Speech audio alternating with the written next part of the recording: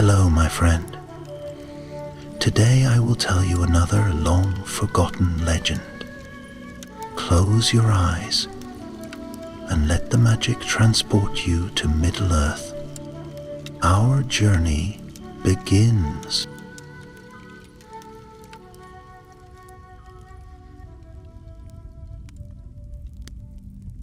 There are stories as old as the mountains, whispers carried in the wind, and songs that drift like the stars above Middle-earth.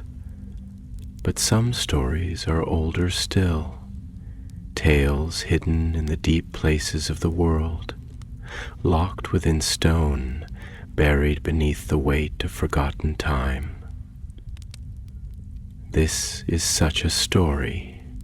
It begins, as many stories do, in a place of wisdom and quiet, a place where the rivers sing their endless songs, and the light of the stars falls like silver rain upon the earth. It begins in Rivendell, the last homely house, where the laughter of elves still lingers in the trees, and the scent of old parchment and ink fills the air like the breath of an eternal autumn. Beneath the high arched halls and polished floors, where the deep heart of the library stretched into the bones of the valley, a lone figure sat in the glow of candlelight. His name was Arindil, a scholar of no great renown, but with eyes that held the glimmer of ancient wonder. He was young, by the reckoning of elves, but his mind was filled with the echoes of long-lost things. He turned the brittle pages of a tome bound in faded leather, its cover marked with delicate Tengwar script. He had read many books in his time, histories of Númenor, tales of the great battles of Beleriand, maps of forgotten lands that lay beyond the edges of knowledge. But this book was different. Its pages smelled of age beyond counting, and its ink, though faded, seemed to shimmer faintly in the candle's glow. His fingers traced the delicate lines of a passage that had not been read in an age. The words were old, older than Rivendell itself, and as he whispered them aloud, they sent a quiet shiver through the room. The 7 stars were set upon the sky by Varda, bright jewels of light, to guide the lost and weary. But 7 there were upon the earth also, crafted in secret, hidden from the shadow, placed where none but the worthy might find them. Their light is not as the stars above, yet they shine still, waiting for the hands of those who seek them in need. For in the dark hour when all else fails, the light of the 7 shall rise again. The candle wavered, the air seemed to hush, as if the very walls of the library had leaned in to listen. Arindil frowned. The passage was familiar, but he had never seen it written in such a way before.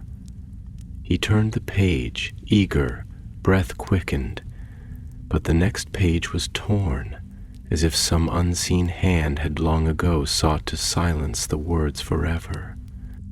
Frustration crept into his chest, but with it came something else, something deeper, a whisper in the back of his mind, soft as the rustling leaves outside his window. The light of the 7 shall rise again. Had it been only a legend? Or was there something more? The following day, the valley of Rivendell stirred beneath the golden light of morning. The Brunin River ran swift and clear, its voice rising in joyful song as it tumbled over stone and root. The air was crisp with the scent of pine and the last blooms of autumn. But Arindil was not walking among the trees, nor listening to the songs of the elves. He was deep within the library once more, searching, Scrolls were unrolled, maps spread wide, ink-stained fingers tracing lines of elvish script. There were many mentions of stars in the old texts, and much written of Varda the star-kindler, whose light shone eternal in the heavens. But nowhere did he find more of the seven, until he found the map. It was tucked between the pages of an old record, brittle as a leaf in winter. A map of Middle-earth, but not as he had seen before. No lands of men were marked upon it, nor the cities of Gondor or Rohan. Instead, there were only the old places, the forgotten ruins, the hidden valleys, the silent lakes that lay untouched by time. And there, marked in ink so faded it was nearly lost, were 7 points of light. 7 stars scattered across the land. Eärendil's breath caught. Still buried, still waiting, he whispered. A hand fell upon his shoulder. He startled, spinning to see Lindir, the quiet-eyed lorekeeper of Rivendell. The elder elf's gaze was calm, unreadable, as he looked down at the map. You seek forgotten things, Eärendil. His voice was soft, but there was a weight in it, something that pressed against the air like a warning. Eärendil hesitated, then nodded. I found mention of the 7 stars, but I cannot find more. No records, no histories, only this. His hand hovered over the map. What are they? Lindir's eyes lingered on the parchment. For a long moment, he said nothing. Then, finally, he spoke. There are some stories, young one, that were never meant to be found. Silence fell between them. The candlelight flickered, casting long shadows across the floor. But if they were meant to be found, Eärendil said carefully, should they not be sought? A shadow passed over Lindir's face, as if something deep within him stirred at the words. Perhaps, he murmured at last. Or perhaps they are best left buried. He turned, stepping away, his voice carrying one final warning. Do not search for light in places where darkness waits. But Eärendil did not look away from the map. He traced the 7 marks with his fingertip, his heart pounding with something he did not yet understand. For in the depths of him, beneath the weight of caution, the whisper remained. The light of the 7 shall rise again. And in that moment, though he did not yet know it, Eärendil had already chosen his path. That night, as the stars shone silver in the sky, a lone figure prepared for a journey, a scholar, not a warrior, a seeker of knowledge, not of battle. But sometimes it is not the great kings, nor the mighty captains of war who set the course of fate. Sometimes it is the quiet ones, the dreamers, the wanderers, those who listen when the world speaks in whispers. And so, with a map folded carefully beneath his cloak and a lantern burning low in the darkness, Eärendil stepped beyond the borders of Rivendell into the wilds of Middle-earth, not knowing what he would find, only knowing that he must go. The air of Rivendell had always carried the scent of rain-washed stone and the crisp fragrance of pines, but on this night, as Eärendil stood at the threshold of his departure, it smelled of something else, something almost imperceptible, something only those who paid close attention could discern: change. It hung thick as mist over the valley, curling around the roots of the trees, settling in the spaces between the ancient elven halls and their silver-lit windows. Even the river, which forever ran its course with a song of serenity, now murmured with an unfamiliar rhythm, as if whispering warnings to those who dared listen. The moon had just begun its slow ascent over the cliffs that cradled Rivendell like the outstretched arms of an old guardian, its pale light spilling across the rooftops, glinting off the carved edges of the high archways that framed the quiet courtyards. Lanterns flickered in their alcoves, their golden flames trembling in the night breeze, casting wavering patterns upon the stone. The elves moved like shadows in the distance, some lingering on balconies, watching the sky as if seeking omens in the stars. Others passed through the covered walkways, their voices hushed, their laughter subdued, for though the days of war were past, there were always whispers of new things stirring, new troubles that had not yet revealed their names. Eärendil felt it too, that weight of something unseen pressing against the edges of the world. Yet, unlike the others, he did not turn away from it. He did not quiet his thoughts, nor did he seek to distract himself with the comforts of hearth and song.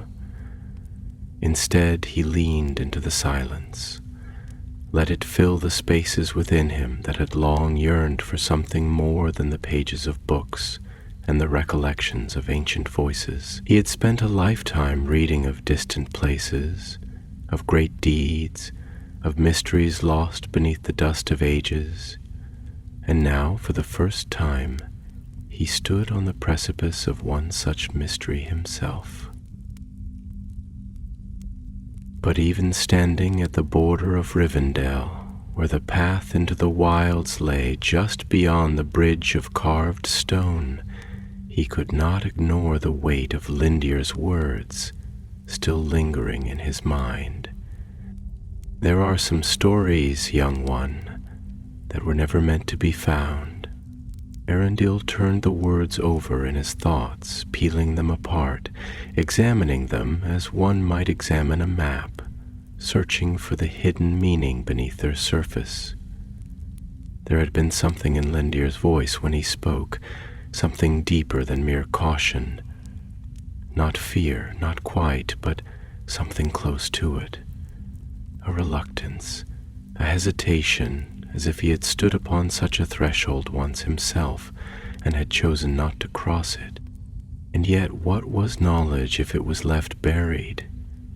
What was history if it was allowed to wither into dust, forgotten, its lessons lost to those who might have learned from it? Was wisdom not the act of seeking, of uncovering, of understanding the threads that wove the tapestry of the world? The 7 stars.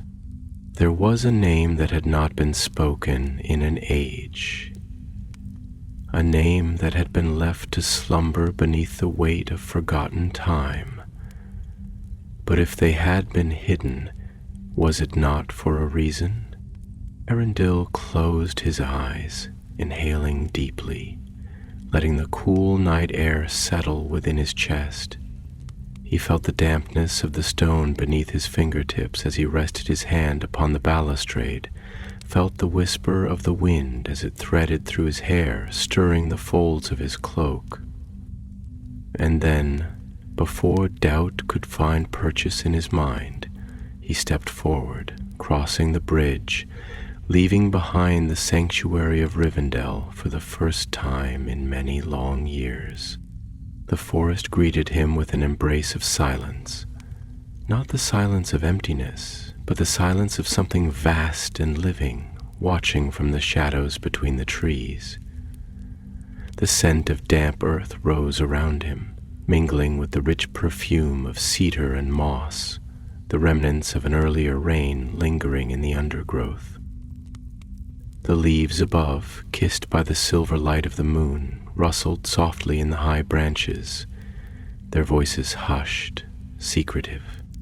Erendil walked with measured steps, his boots pressing into the damp earth, his breath slow, steady. The further he went, the more the world behind him faded, swallowed by the thickening trees, until at last there was nothing left of Rivendell but the distant glimmer of light beyond the canopy, and then even that was gone. Alone beneath the ancient boughs, he allowed himself a moment to truly listen. The woods, like all things, had their own voice, if one knew how to hear it. The creak of the old trees as they swayed in the night breeze, the soft drip of water from leaf to leaf, the distant call of an owl echoing through the hollow spaces between trunks. All of it was part of something older than words, older than any map or book. It was the voice of the land itself, telling its story in the language of those who had the patience to understand. And yet, there was something else here beneath the sounds of the forest, a quiet hum just at the edge of hearing. Not a sound, not quite, but more like a presence. A thread woven into the air, unseen but tangible. It made the hairs on the back of his neck rise, sent a slow chill creeping down his spine.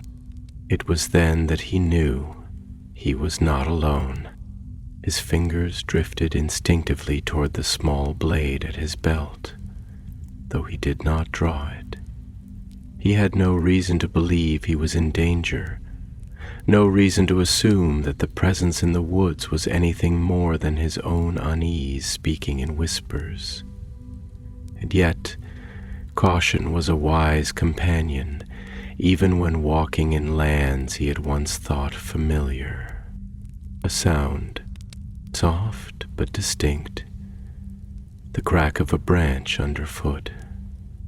He turned slowly, his eyes scanning the darkness between the trunks, searching for movement, for the glint of eyes reflecting the moonlight. Nothing. The silence stretched, heavy as a held breath, and then a voice, low and calm, yet carrying an undeniable weight. "You walk with the steps of one who is searching," it said. "And yet, you do not know what it is you seek." Erendil did not move, did not yet speak. He let the words settle, let the air between them grow still, measured. And then, finally, he replied. "I seek what was lost," he said, his voice even, though his heart beat quicker now. "That which was hidden long ago, left to slumber beneath time's hand." A pause, a shift in the air, and then a figure stepped from the shadows, emerging into the dim light of the moon. Tall, cloaked in a mantle the color of the deep woods, a hood drawn low over his face, but beneath it, the glint of sharp eyes, ancient and knowing. He stood with the stillness of one accustomed to the wilds, his presence quiet yet commanding, like a great tree that had weathered countless seasons. "You seek the seven," the figure said. His voice was not unkind, but there was something in it, something measured. "Do you know what it is you ask to find?" Erendil met his gaze, and though the answer did not yet fully form in his mind, he knew he must give it. "I know only that they were not meant to be forgotten," he said, "and I will not let them be." The man studied him for a long moment, his expression unreadable. Then, finally, he nodded, stepping forward. "Then walk with me, Arundel of Rivendell," he said, "and let us see where the path will lead." And so the journey began. The night stretched long over the woods, deep and weighty, settling over the land like a great black veil. The stars above, though distant and cold, shimmered with unwavering light, winking like ancient sentinels watching over the quiet world below. Somewhere far off, an owl gave a mournful cry, and the rustling leaves carried the sigh of the wind through the branches. The earth itself seemed to hold its breath as Arundel walked beside the hooded stranger, the silence between them thick with unspoken questions. For a long while neither spoke. The only sounds were the steady fall of their boots upon the soft ground, the occasional snap of a dry twig beneath their feet, and the rhythmic whisper of the trees, as if the very forest were whispering secrets to those who knew how to listen. It was an eerie silence, but not an empty one. It was the kind of quiet that came not from absence but from presence, something unseen, something just beyond reach, lingering in the shadows of the mind. Arundel felt the weight of it pressing against his thoughts, urging him to break the silence. But there was a strange tension in his chest, a hesitation that he could not explain. He had been a scholar all his life, a seeker of knowledge, and yet, standing in the midst of the unknown, he found himself reluctant to speak, reluctant even to ask the questions that burned within him.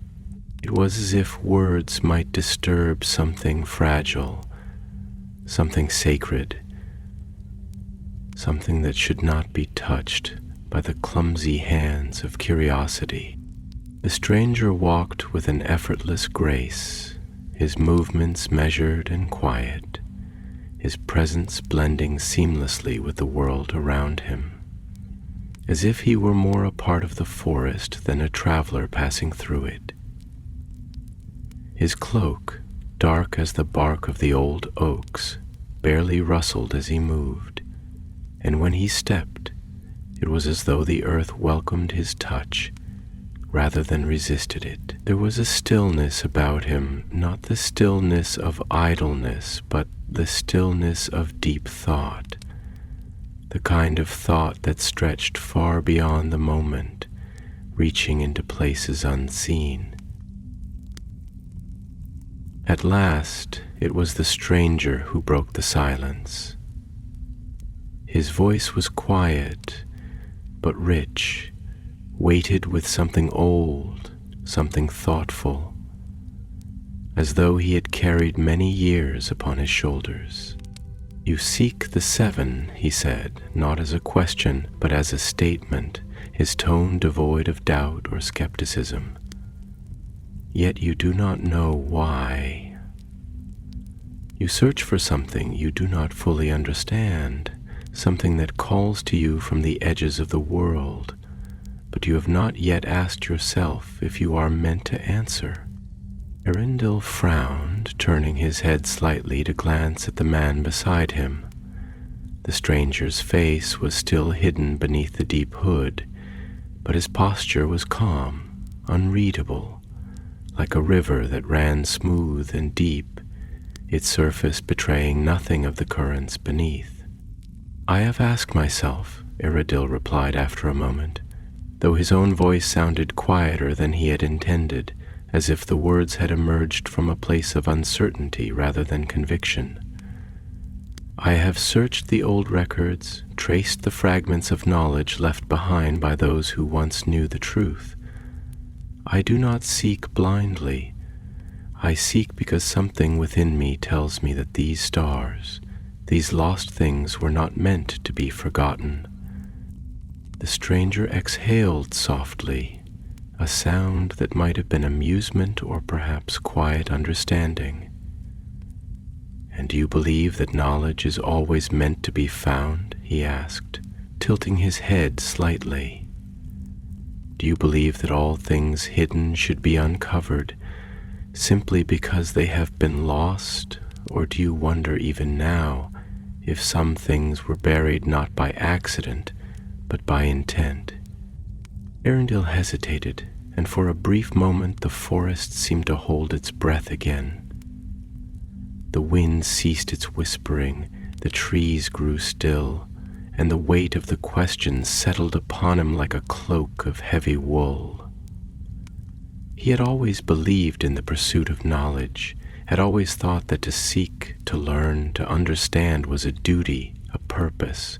But now, in the presence of this man, this unknown figure who spoke with the voice of old wisdom, doubt crept into the corners of his mind.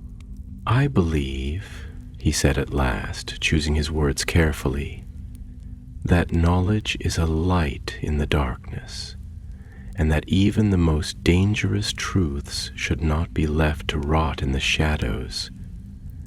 The world is shaped by what is known, and if we allow history to fade, then we become blind to the paths that led us here.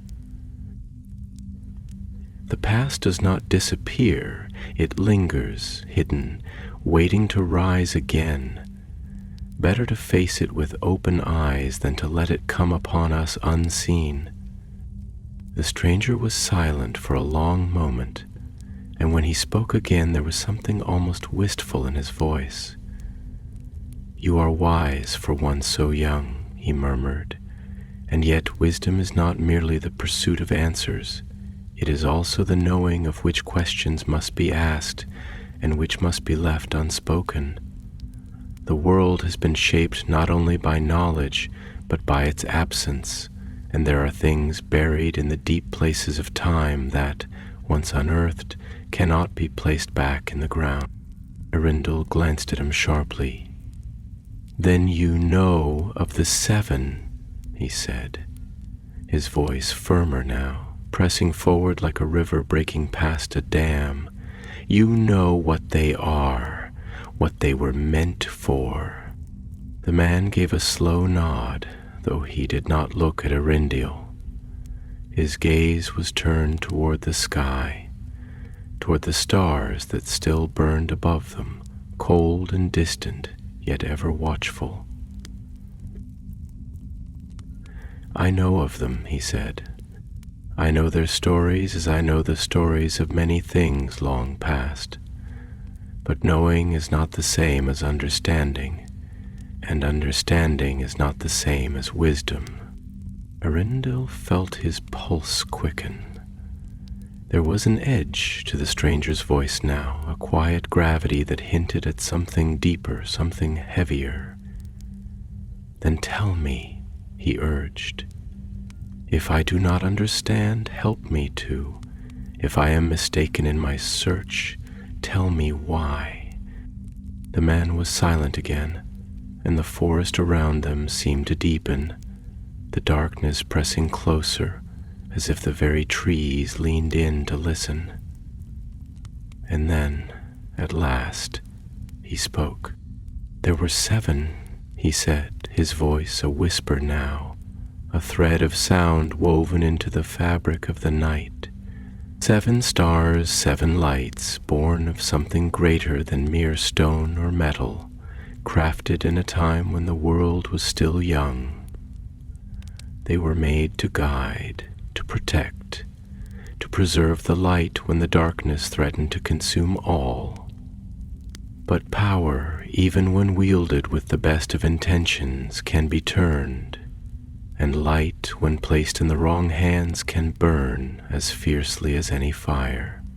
The 7 were hidden, not only to keep them safe, but to keep them from those who would wield them for their own ends. If you seek them, know that you are not the first, and know that you will not be the last." A chill ran through Arundel's bones, but he did not turn away. He clenched his hands into fists, his breath steady. "Then I must find them before others do," he said. "If they are still in danger, if they can be used for harm, then they must not remain lost. Whatever their purpose was, whatever they were meant to be, I will find them." The stranger sighed, a sound almost too soft to hear. "Then the path before you will not be an easy one," he murmured, "and once you begin, you will not be able to turn back." Arundel met his gaze, though the man's eyes were still shrouded in shadow. "I do not seek to turn back," he said, "only to go forward." The wind stirred the leaves once more, and the trees whispered their agreement.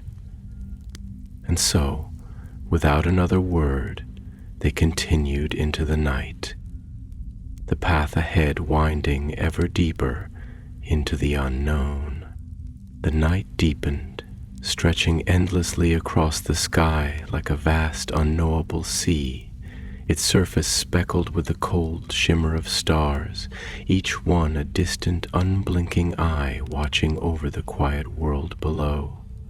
The forest, with its towering sentinels of ancient wood, pressed close around Arundel and his nameless companion, the trees swaying gently as though murmuring secrets to one another in voices too hushed for mortal ears to hear. The wind carried the scent of damp earth and moss, the lingering trace of pine mingling with the crisp coolness of the night. And in the distance, beyond the veil of the trees, the faint and steady rush of a hidden stream wove its whispering song through the silence. Arundel walked carefully, his steps measured, his breath steady, but within him his thoughts tumbled like leaves caught in a sudden gust, swirling with questions he had barely begun to form. The stranger's words lingered in his mind, unfolding like layers of parchment, each one revealing a deeper uncertainty, a heavier truth. The seven were more than myth, more than legend. They had been real, crafted with purpose, hidden with intent. But what purpose, what intent, and why, after all these years, had they called to him? Beside him, the hooded man moved with effortless silence, his stride unbroken, his presence at once tangible and elusive, as if he were both here and not here, walking the path beside Arundel, yet existing beyond it, beyond the boundaries of time and place. There was something about him, something in the way he carried himself, in the weight of his words, in the quiet gravity of his presence, that unsettled Arundel, not with fear, but with a feeling deeper, more elusive. It was the same feeling one had when standing at the threshold of something vast and unknown, the same quiet trepidation that came when stepping into a place untouched by time, where the past still breathed and the echoes of forgotten voices lingered in the air. After a long stretch of silence, Arundel finally spoke, his voice softer than he had intended, as though he feared disturbing the stillness that surrounded them. "You said I would not be the first to seek them," he murmured, his eyes fixed on the dark path ahead, watching the way the moonlight dappled the forest floor in shifting patterns of silver and shadow. "Who came before me?" The stranger did not answer at once. For a moment he only walked, his pace steady, his hands folded beneath the folds of his cloak, as if weighing his thoughts carefully before shaping them into words. And when he spoke, his voice was quiet, yet rich with something ancient, something worn with time.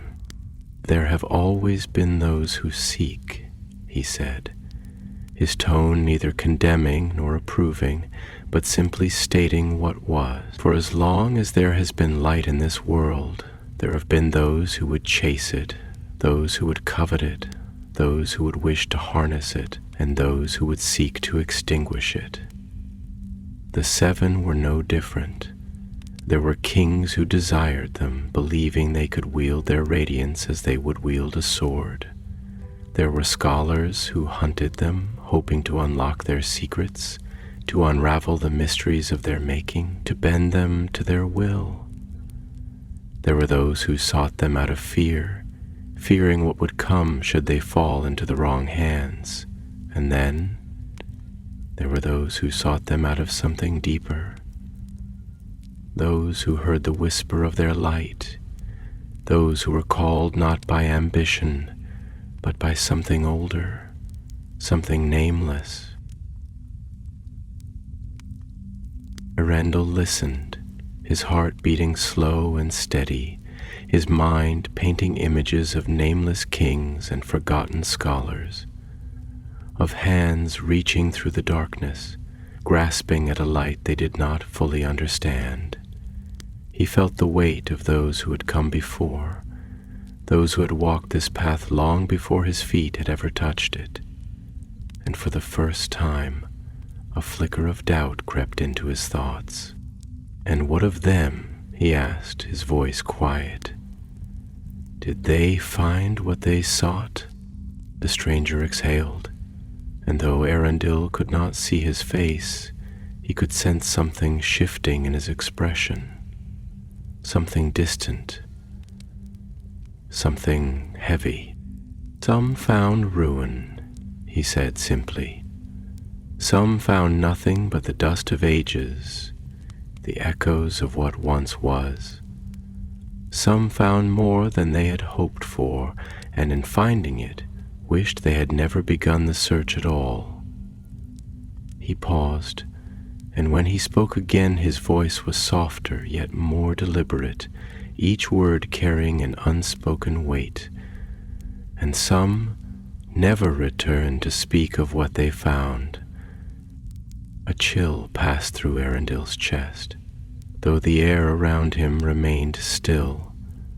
He thought of the stories of old, of the legends of those who had vanished, those whose names had been lost to time, swallowed by the vast silence of history. And he wondered, not for the first time, if he had been foolish to set foot on this path, if he had mistaken curiosity for destiny, if he had allowed the call of the unknown to lead him into something far greater, far darker than he had ever imagined.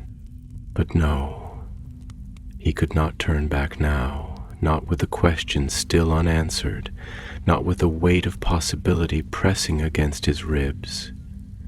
There was something here, something that had remained hidden for too long, something that needed to be known, and if he did not seek it, then who would? The wind stirred again, carrying with it the scent of damp leaves and distant rain, and in that moment the path ahead seemed longer, the night darker, the silence deeper. After a time the stranger spoke again, his voice quieter now, almost thoughtful. "What is it you hope to find, Arundel?" he asked, his gaze unreadable beneath the shadow of his hood. "What is it that drives you forward when others might have turned back?" Arundel hesitated, not because he did not know the answer, but because he had never spoken it aloud before, never put it into words, never shaped it into something tangible. He had always known that he sought knowledge, that he had been drawn to the echoes of the past, that he had longed to uncover what had been forgotten. But it was more than that. It was not just the pursuit of answers. It was the pursuit of meaning. The need to understand not just what had come before, but why it had mattered, why it still mattered. "I seek the truth," he said at last, his voice steady, "not just the truth of what was, but the truth of what still is. The past does not vanish, it lingers. It shapes the present. It whispers in the places where no one is listening. If the seven still exist, then they are not just relics, they are something greater, something that was meant to be known. And if others seek them, if there are those who would use them for their own ends, then I must find them first."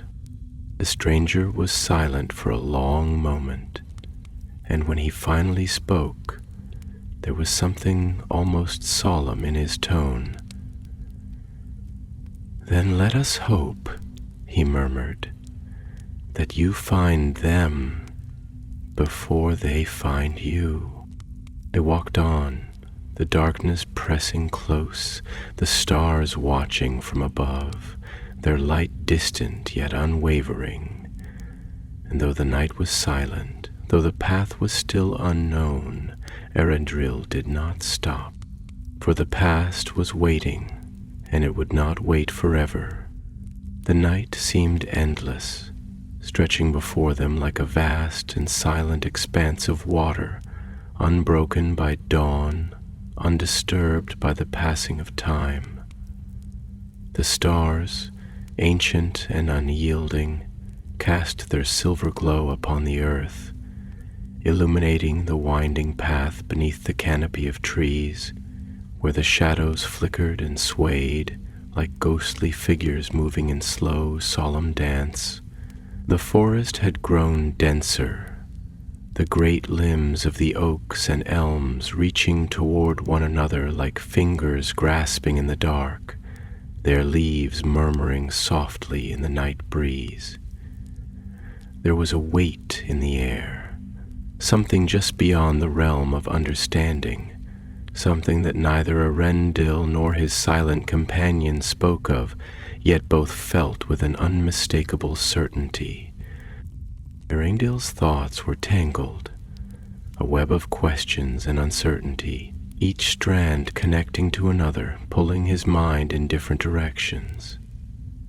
The weight of history, of lost things waiting to be found, pressed against his ribs, and he wondered if all who had sought the seven before him had felt this same quiet dread, this same sense that he was standing at the edge of something vast, something that could not be undone. The stars above, distant, cold, unmoved, seemed to watch him with knowing eyes, their ancient light carrying whispers of things long past, warnings of things yet to come.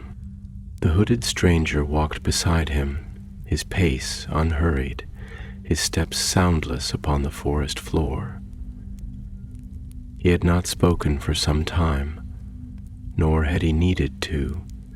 His presence alone carried a weight, a presence that demanded nothing, yet suggested everything. It was a shadow given form, a figure shaped by old knowledge and silent wisdom. And though Arendil did not yet know his name, he knew without doubt that the man carried secrets, secrets heavy enough to sink even the strongest soul into the depths of uncertainty. At last, when the silence had stretched so long it felt as though the world itself had ceased to move, the stranger spoke, his voice low, woven with something deeper than mere words. "You speak of seeking the truth, of finding what was lost, of uncovering the past so that it may shape the future," he murmured, his tone thoughtful, measured, as though he were weighing each syllable before allowing it to leave his lips. "But have you considered what truth truly is, Arendil? Have you wondered whether it is something that can be grasped, something that can be held, or if it is instead a reflection upon water, shifting with the ripples of perception, bending beneath the weight of time?" Arendil furrowed his brow, his thoughts catching upon the question like a branch caught in the current of a fast-moving river. He had always thought of truth as something solid, something fixed, a foundation upon which understanding could be built. But now, in the quiet of the forest, beneath the watchful gaze of the stars, he felt an uncertainty he had never allowed himself to acknowledge before. "I have never thought of truth as something that moves," he admitted at last, his voice quieter now, as though speaking too loudly might disturb the fragile understanding that was beginning to form in the corners of his mind. "I have always believed that it is something that exists, whether or not it is known, whether or not it is seen. It is not the water that shifts, but the eye that perceives it. The past does not change simply because we do not know it. It is our understanding that bends, our knowledge that is incomplete. That is why I must seek it, because without it we build upon shadows. We move through the world blind, unknowing of what has come before and unprepared for what may come again." The stranger exhaled softly, though whether in approval or quiet contemplation Erindio could not tell. For a long moment he said nothing, only walked, his hands folded within the sleeves of his cloak, his face still obscured by the shadows cast by his hood. Then, after a silence that stretched just long enough to feel like a test, he spoke again, his words slower now, each one carrying the weight of something remembered. "Perhaps you are right," he murmured. "Perhaps the past is as unchanging as stone, as unmoving as the stars. But tell me, Arundel, have you ever considered that knowledge is not always a gift? That truth, when brought into the light, does not always heal, but sometimes wounds?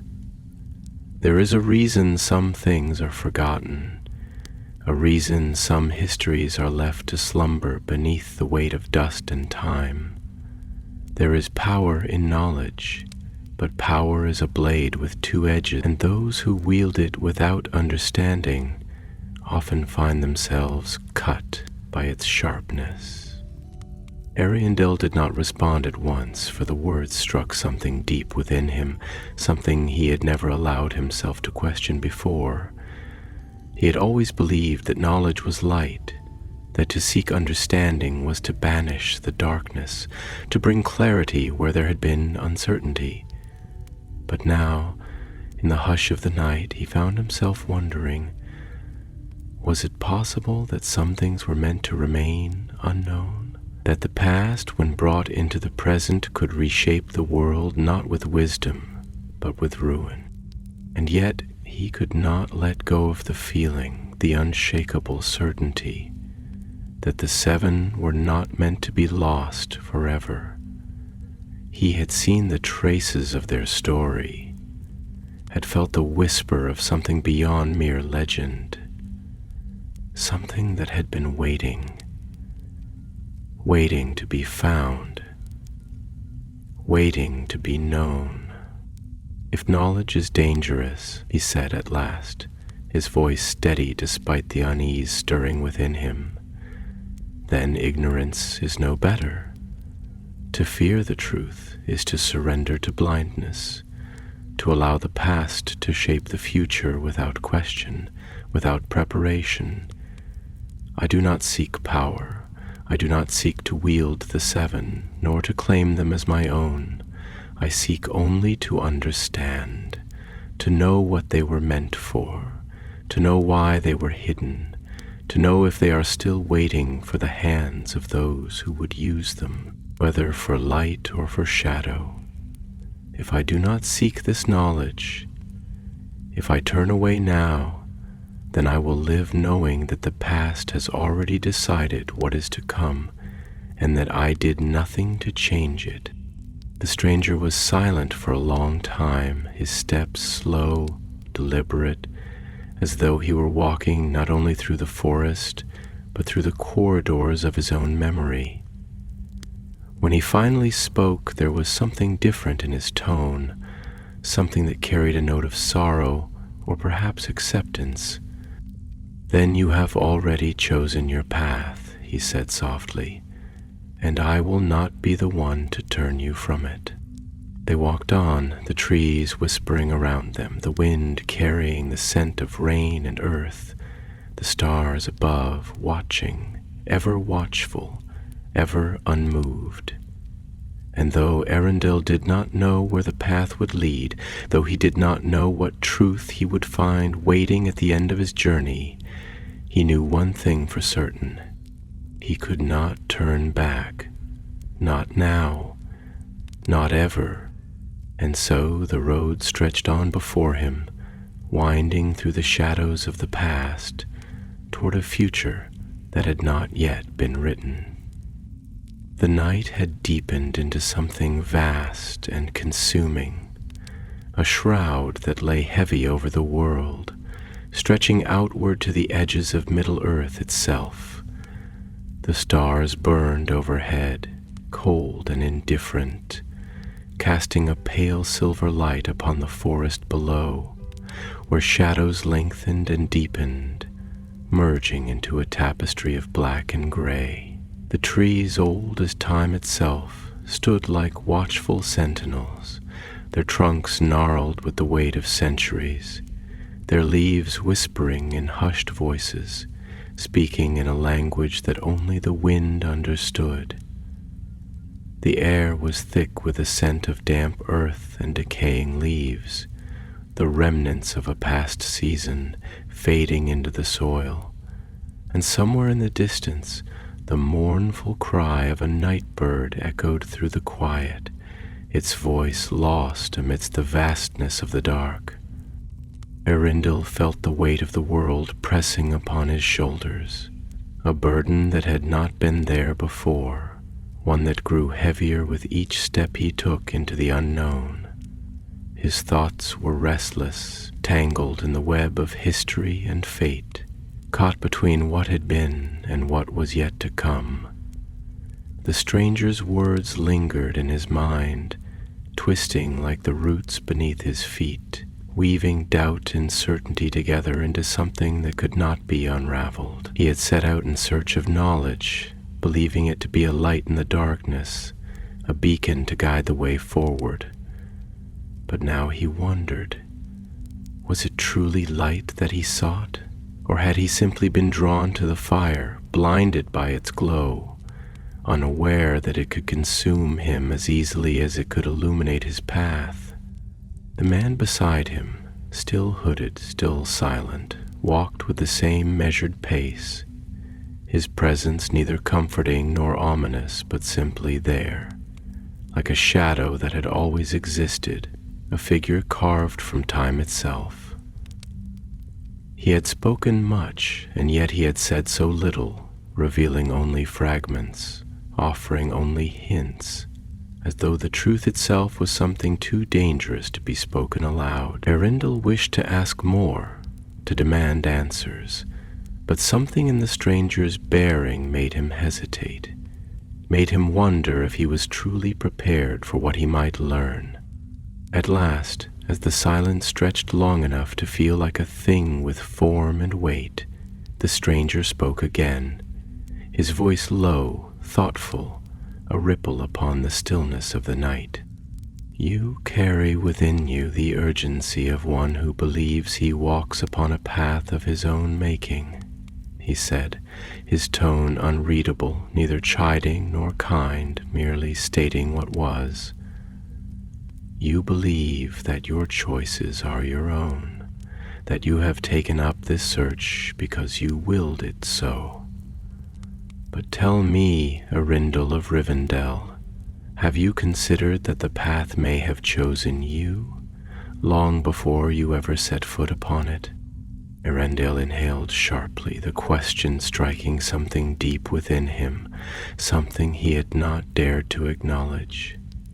He had always believed in reason, in logic, in the idea that one's fate was shaped by action, not by the unseen hands of destiny. And yet, the thought had been there, buried in the back of his mind, lingering at the edges of his understanding. Why had he found the map?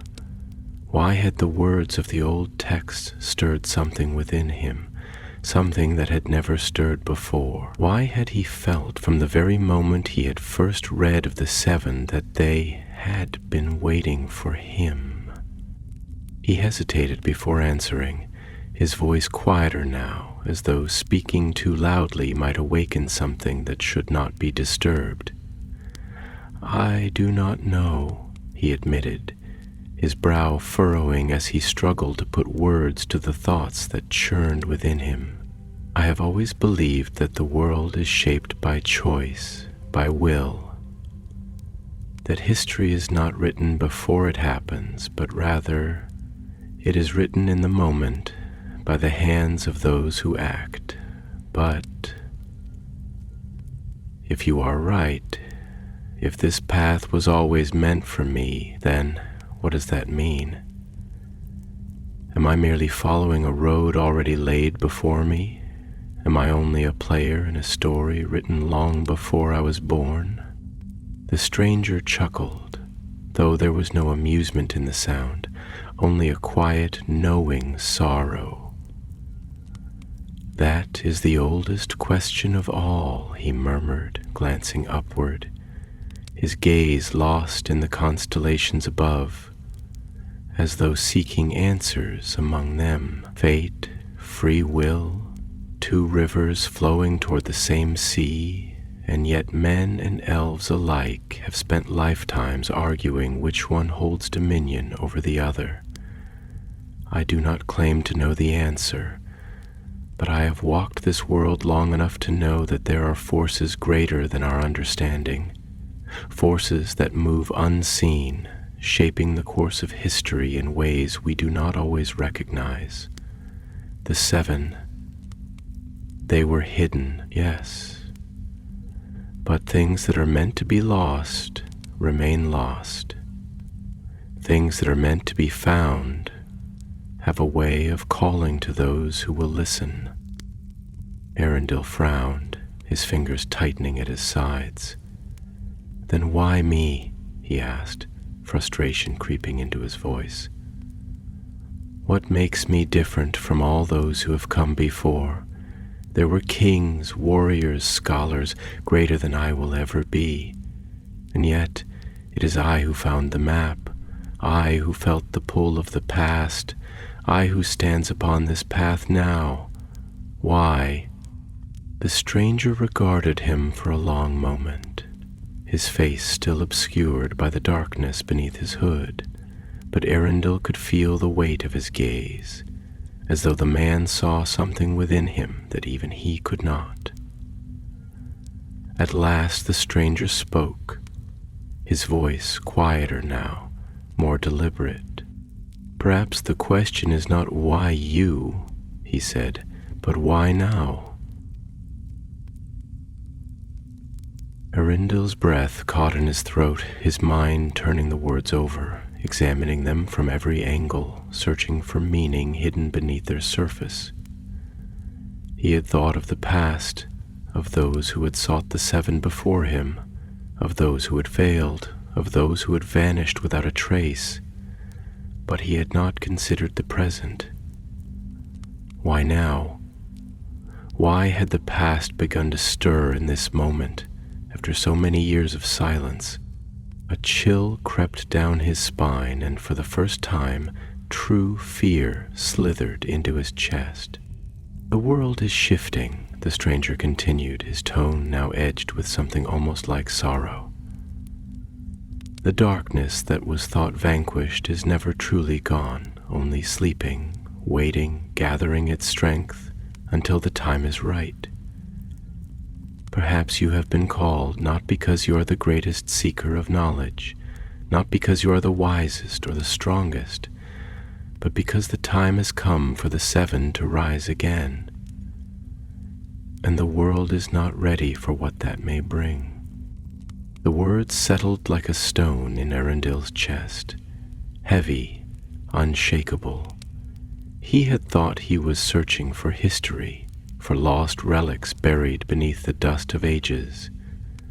But now, for the first time, he wondered, was he searching for the past, or was he walking toward the future, one that had already begun to wake, one that would not wait for him to be ready? The wind stirred, and the trees whispered their warnings. The path had chosen him, and there was no turning back. The night pressed on, stretching its arms wide over the forest, weaving shadows between the trunks of ancient trees, settling into the roots where the earth lay dark and cool. The sky above, vast and unknowable, shimmered with the pale glimmer of stars, scattered like fragments of an old song, half remembered and nearly lost. The wind moved gently through the boughs, its voice low and wandering, never quite still, never quite certain, whispering through the hollows and bending the leaves with a sound like distant voices. The air was thick with the scent of damp moss and fallen leaves, the rich fragrance of the living wood mingling with the cold breath of stone, for here and there the land rose in jagged formations, sharp-edged and weathered by time, the remains of mountains long worn down to their bones. The path was no longer clear, no longer a road trodden by many feet, but something wilder, something half-forgotten, winding its way through the deep places of the world where few had walked in many years. The silence here was not empty. It was full, heavy with the weight of unseen things, with the slow breath of the earth itself, with the waiting of something old, something that had not yet named itself, but was stirring nonetheless. Arundel felt it pressing against his skin, curling into his thoughts, a presence just beyond the edge of understanding, neither welcoming nor hostile, only aware. The sensation sent a shiver down his spine, though the night was not cold, not yet. It was not fear that he felt, at least not entirely, but something close to it, something less tangible, more insidious. The feeling of walking in a place where one does not belong, the feeling of being watched by eyes that do not blink. Beside him, the stranger moved as he always did, soundless, his steps falling lightly upon the earth, his figure merging with the darkness in such a way that it seemed he had been born from it, as if he had simply stepped out of the night itself and would dissolve back into it when his purpose was done. His hood remained drawn, his face obscured, and yet his presence was undeniable, something constant in a world that seemed to shift with each breath. For a long while neither spoke.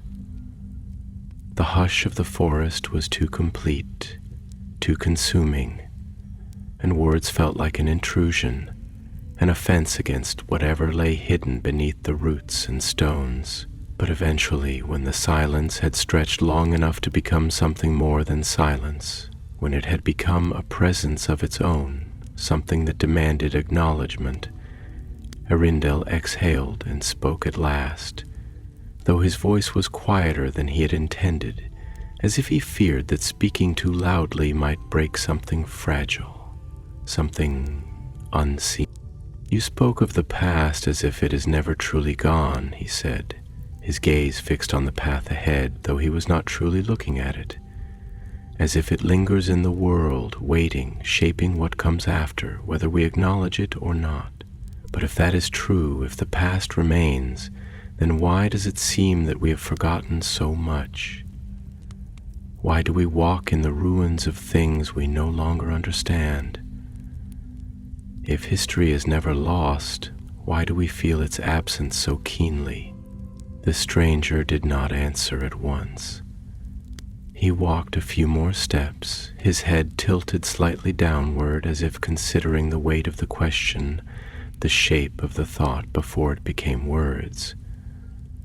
When he finally spoke, his voice was slow, deliberate, woven with the quiet patience of one who has carried a great many answers and learned that they must be given carefully, lest they be mistaken for something smaller than they are. "Because forgetting is not the same as losing," he murmured, and though the words were soft, they settled heavily in the night air. The past does not vanish simply because we cease to remember it. It does not fade into nothingness simply because the names of those who lived it have been lost to time. It remains, woven into the fabric of the world, pressed into the stone, carried in the wind, buried in the soil. But to forget, that is something else entirely. That is a wound, one that festers unseen, one that shapes the present not with knowledge but with absence. To forget is not to erase, but to leave something unfinished, untended. And an untended past does not sleep. It waits. Ariandel let the words settle, turning them over in his mind, feeling their weight as they found their place among his thoughts. He had always believed that history was something that could be uncovered, something that could be pieced together, if one only looked hard enough, if one only listened well enough. But now he wondered if he had been wrong. If forgetting was not merely an accident, but a wound, then what did that mean for the world they walked in? What did it mean for the seven, for all the things that had been hidden? Were they forgotten out of carelessness? Or had they been made to be forgotten? "If the past is waiting," he said slowly, "then what happens when it wakes?"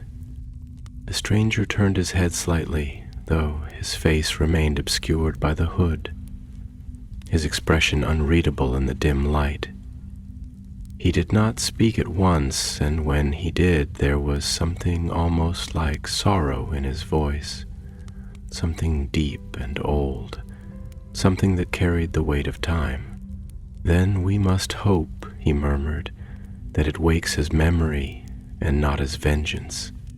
The words sent a chill through Arundel's bones, though he did not know why. Perhaps it was the certainty in them, the quiet finality of the way they were spoken. Or perhaps it was because, for the first time, he wondered if the past he sought to uncover was not merely waiting, but stirring, shifting, readying itself for something greater, something that would not be gentle when it finally rose from the shadows. They walked on, and the wind moved through the trees again, a sound like a breath drawn in and held, not yet released. The forest felt closer now, the trees taller, the shadows deeper, the silence more than silence, and though neither of them spoke again for a long while, the question remained, lingering in the night like the scent of rain before a storm. What happens when the past wakes, and are we ready for what it will bring? The path had changed. Arundel felt it before he saw it, before he could name what had shifted in the air, what had deepened the shadows and thickened the silence between the trees. The world was no longer still. It was waiting.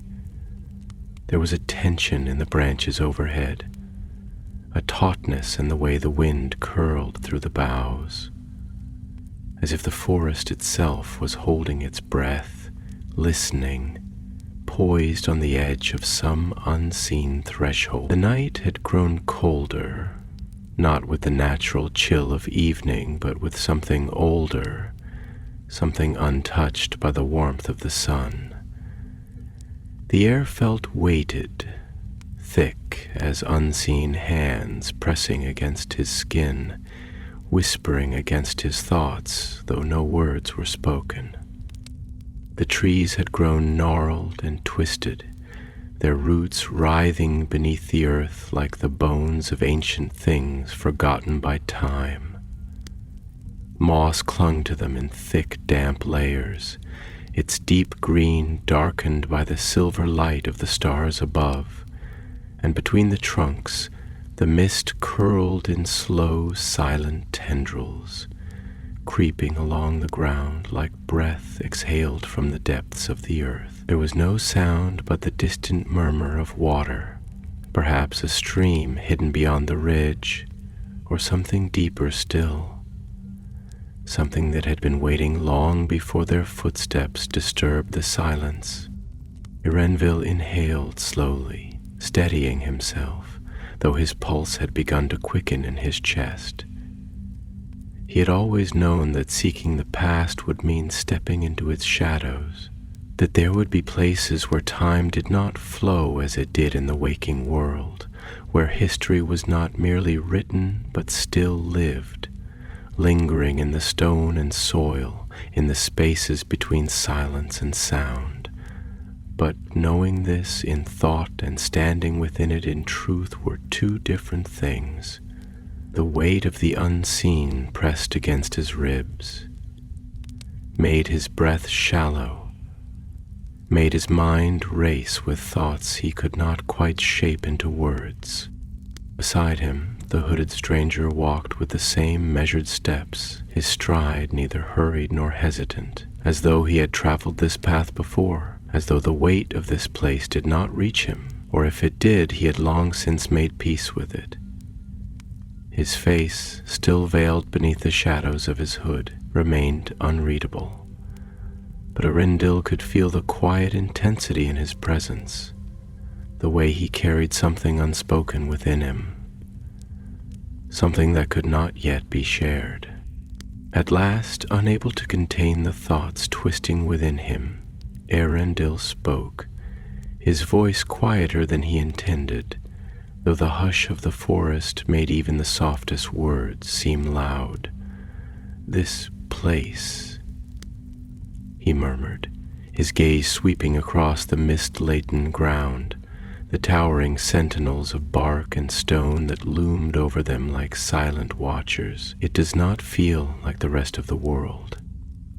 It feels closer somehow, as though the past is just beneath the surface, as though if I reached out I could touch it with my hands." The stranger did not answer at once. He walked a few more steps, the hem of his cloak whispering against the leaves, before he finally turned his head slightly, his voice low, thoughtful. "That is because you are beginning to understand," he said, his words carrying the weight of quiet certainty. "You have walked far enough now that the veil has begun to thin, that the barriers between what was and what is have grown fragile. This is not just a place in the world, Erendill. It is a place beneath it, beside it, within it. You have stepped beyond the lands you know and into a place where time does not move as it should, where memory is not a thing of the mind but a living presence, a thing that watches, that remembers, that waits." Erendill swallowed, though his throat felt dry. He had felt it, but to hear it spoken aloud made it real in a way he was not certain he was ready to accept. The thought unsettled him, sent a shiver through his bones, not from cold, but from something deeper, something nameless. "If that is true," he said after a long moment, his voice careful, measured, as though shaping the thought into words might help him grasp it more firmly, "then what does it mean for us? If memory lingers here, if the past waits, then what is it waiting for?" The stranger exhaled, a sound almost like a sigh, though whether it was of weariness or knowing, Erendill could not tell.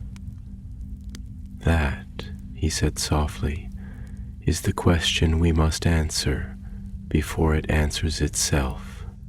The words sent a new unease through him, and for the first time since leaving Rivendell, he wondered if he had been too eager, too certain in his search, too willing to believe that knowledge was something that could be held without consequence.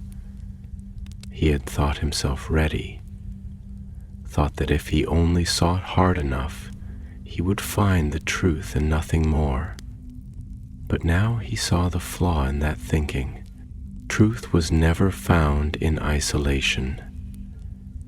It came with shadows, with echoes, with the weight of all that had been lost and all that had been taken. To seek it was not merely to uncover, but to awaken. They walked on, the mist growing thicker now, curling around their feet like something alive, something reaching, and the silence deepened until it was not merely the absence of sound, but a presence of its own, pressing against the air, against their very breath. And then, as they stepped forward, the trees parted, and before them stood something that had not been touched by time, something that had been waiting in the heart of the forest, veiled in secrecy, untouched by the world above. It was a ruin, though not in the way of broken stones and shattered halls, but something older, something more preserved.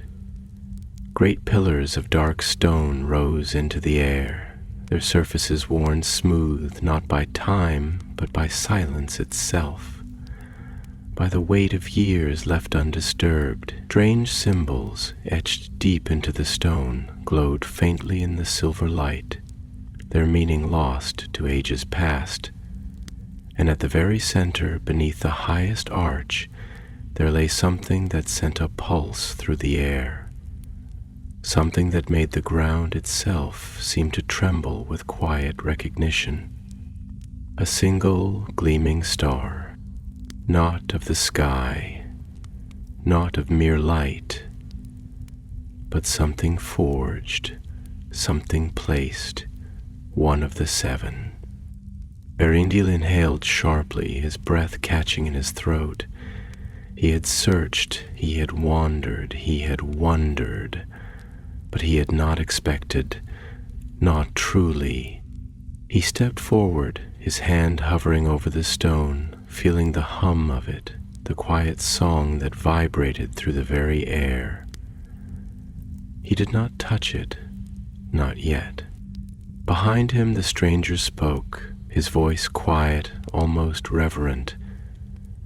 "It has waited," he murmured, and though his tone was steady, there was something behind it, something that was not fear, but understanding. Ariel swallowed, his mind racing. "And now?" he asked, his voice barely more than a whisper. The wind stirred, carrying the scent of old stone, of forgotten things. "Now," the stranger said, "it wakes." And the forest, silent no longer, began to stir. The forest did not breathe, it did not move, nor whisper, nor sigh. The wind had stilled, the leaves no longer murmured their restless songs, and the mist that had curled through the roots and hollows now hung motionless in the air, suspended like something frozen in time. Even the very earth beneath Arundel's feet felt different, no longer a thing of soil and root, but something else, something deeper, something that carried within it the weight of long dormant memory. And at the center of it all, beneath the towering arch of stone, the star gleamed. It was not like the stars of the sky, cold and distant, unyielding in their eternal watch.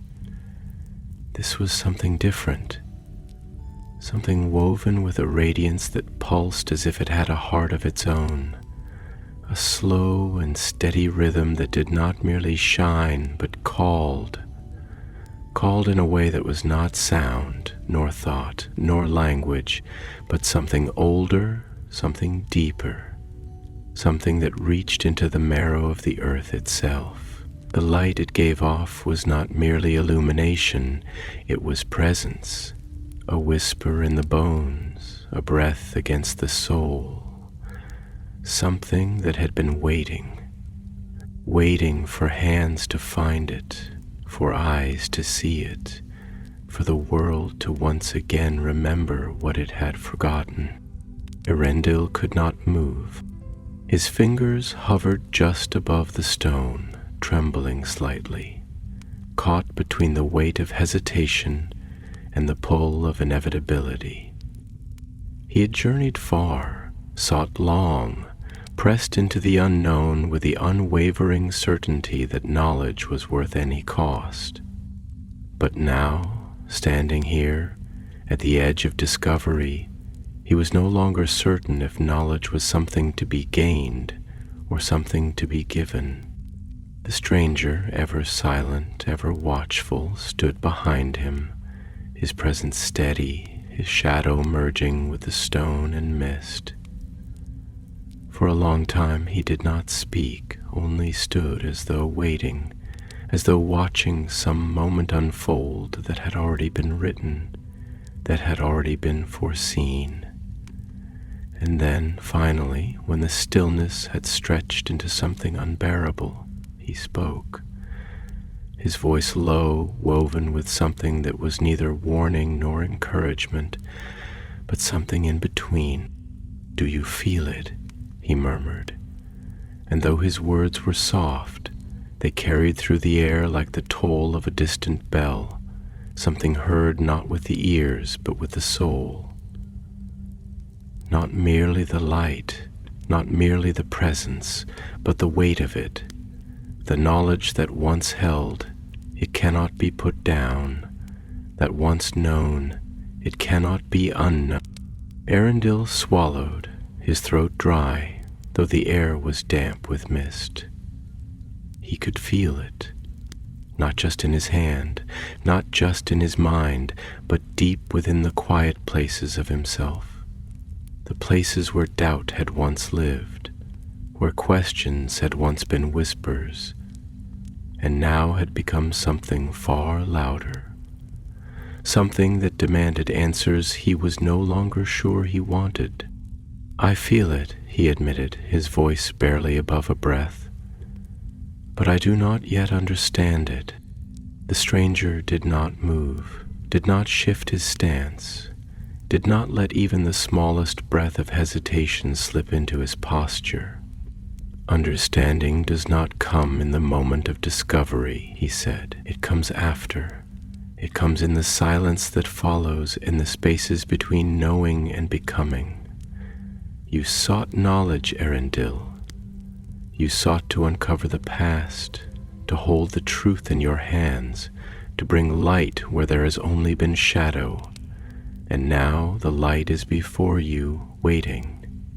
But tell me this, before you take it, before you cross the threshold from seeking to finding, did you ever wonder why it was hidden?" Erendil's breath caught, his fingers tightening, his thoughts twisting like roots tangled deep beneath the soil.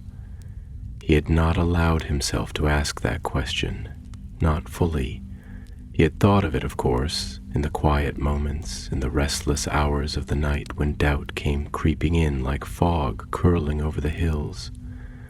But he had always pushed it away, always told himself that truth, no matter how long buried, was meant to be found, that there was no knowledge unworthy of being known, that history could not harm, only ignorance could. But standing here at the heart of something greater than himself, something older than even the stones beneath his feet, he was no longer certain if that was true. "Because knowledge is power," he said at last, his voice quieter now, as though the words were not entirely his own. "And power can be wielded for light or for shadow." The stranger exhaled slowly, and though his face was still obscured by the hood, Erendil could feel the weight of his gaze. could sense the way his presence shifted, the way something almost like sorrow lingered in the space between them. "Yes," he murmured. "Power is neither good nor evil, it is only held, and those who hold it must bear its cost." Erindil closed his eyes for a moment, steadying himself, letting the weight of the air press against his skin, letting the silence settle deep into his chest. And then, slowly, carefully, he reached forward and touched the star. Light. It was not merely brightness, not merely radiance, but something alive, something that moved not only in the air but within him, something that pulsed with the rhythm of the world itself.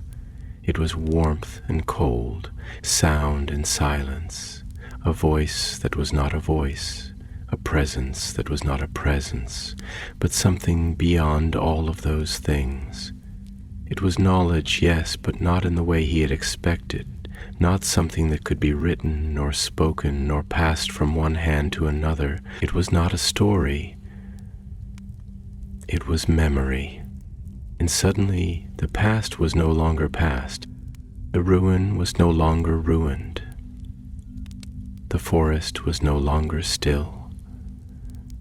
The mist was no longer heavy. Erindil stood not in the present, but in what had been. The seven, at a great hall of stone gleaming beneath the light of torches that burned without flame. A gathering of figures, cloaked and crowned, their voices rising in words he did not understand, but whose meaning pressed into his mind like something half-remembered. A choice, a great sorrow, a sealing of something that should never have been touched. The stars, placed in hiding, locked away not to protect them, but to protect the world from them. And then, darkness. A figure unseen but felt. Something vast, something waiting, something stirring. Erindil gasped, staggered, the world snapping back around him like a door slamming shut. He was in the ruin again. The stone was beneath his feet. The mist clung to his cloak. The air was thick and still, but something had changed. Something had woken, and the forest, once silent, now listened. He turned, breath unsteady, the star still pulsing beneath his fingertips, and the stranger, ever watchful, gave the smallest nod, the faintest flicker of understanding in his unseen gaze. "It has begun," he said, and the night, vast and endless, swallowed them whole.